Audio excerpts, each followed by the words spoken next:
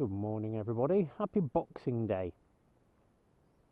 This is one of my latest classic toys, so stick around and I'll talk you through it. I saw a video yesterday from Fort 9 about the CBX1000. Obviously very professionally done, nothing like what I do. But just to let you know, I don't always do lesson uploads. I've got several of these bikes. In fact, here's a picture of the ones I currently own. So if one of these sort of uploads doesn't bother you, then feel free to just click off and I'll see you on the next lesson. But this bike is an icon for people like me. I'm 58 years old. This particular one has got 6 cylinders. Look at that. Isn't that massive? But having said that, to make this fit properly and not be ridiculously wide and too heavy, what they did is they took the alternator off the end of the crank and they put it at the back, just there. So this engine is only 2 inches wider than the old Honda CBX1000 of the 70s. Two biggest problems with these bikes. One of them is the UK alternator only just gives you enough power. So there's a modification you can do with the Kawasaki one on that one, which I might do in the future.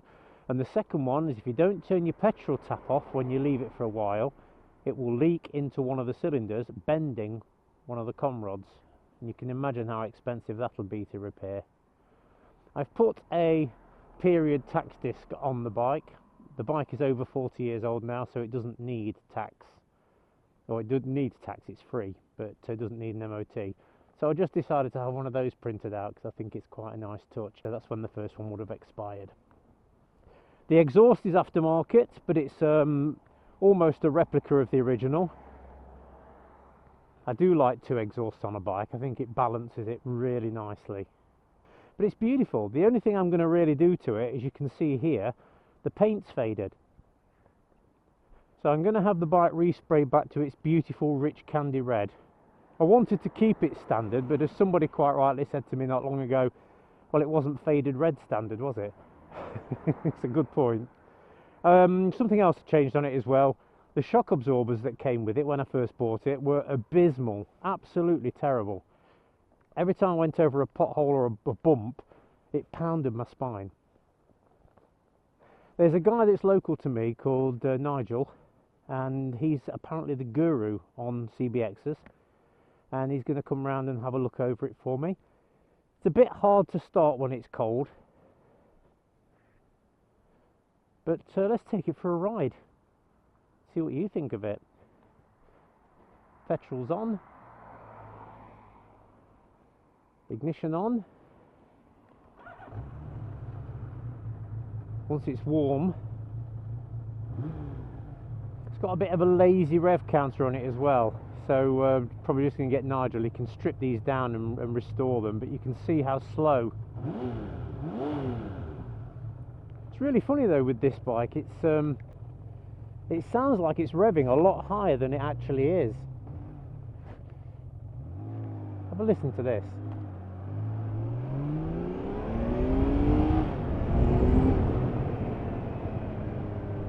I'm moving in because I saw that bike coming.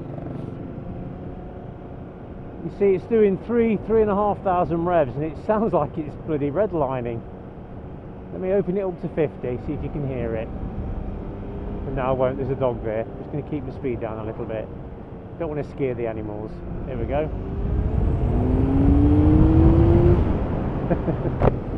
That was only 5,500 to 6,000 revs and it actually sounded like it was redlining. So the front wheel on this is actually a 19-inch front wheel. And during the 70s and 80s, the motorcycle manufacturers were experimenting with different sizes. They went down as low as 16-inch, which I used to have a Suzuki GSX 550 16-inch, and it was just too twitchy for me. And on the 19-inch, my old Honda CB900F had one of those, and I could never quite get on with the handling of it. This one, for some reason, works really well.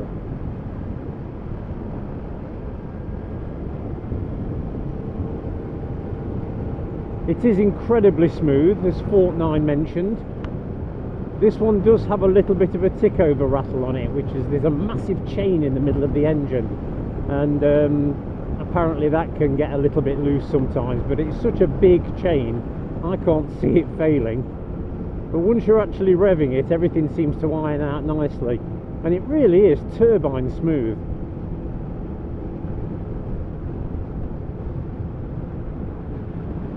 The pull on it is really good as well. Anything from 3 and above, you open that throttle up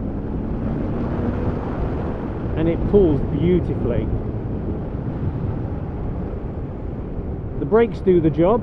They're not really terrible, but obviously not going to be the standard of modern bike brakes really.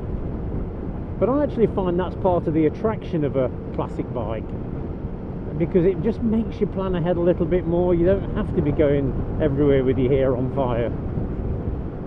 Not that I've got much hair left. There's a nice corner out here where you can drive it up the hill, and I'll see if I can get the sound of the engine for you. Let this car go. There we go, that's about second gear. Ready, have a listen to this.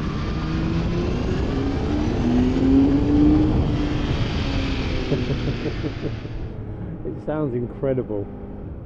There are a couple of videos on YouTube where people have got these 6x6 exhausts, and they're saying that the bike actually sounds like a Formula 1 car when you open it up.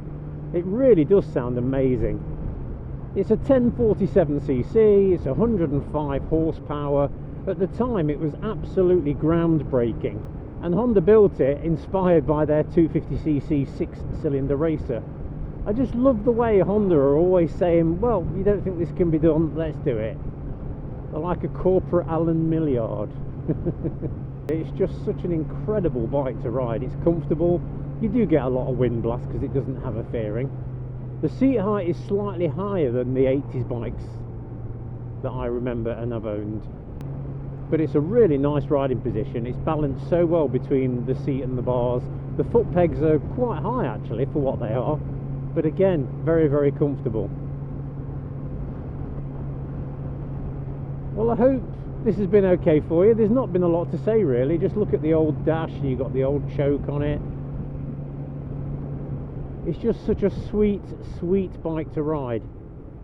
And I'm very lucky that at my age I can actually afford the toys that I couldn't have when I was a kid. Here's a photograph of me at 16 years old, dreaming over the CBX1000. And who'd have thought that 42 years later I would actually be owning one.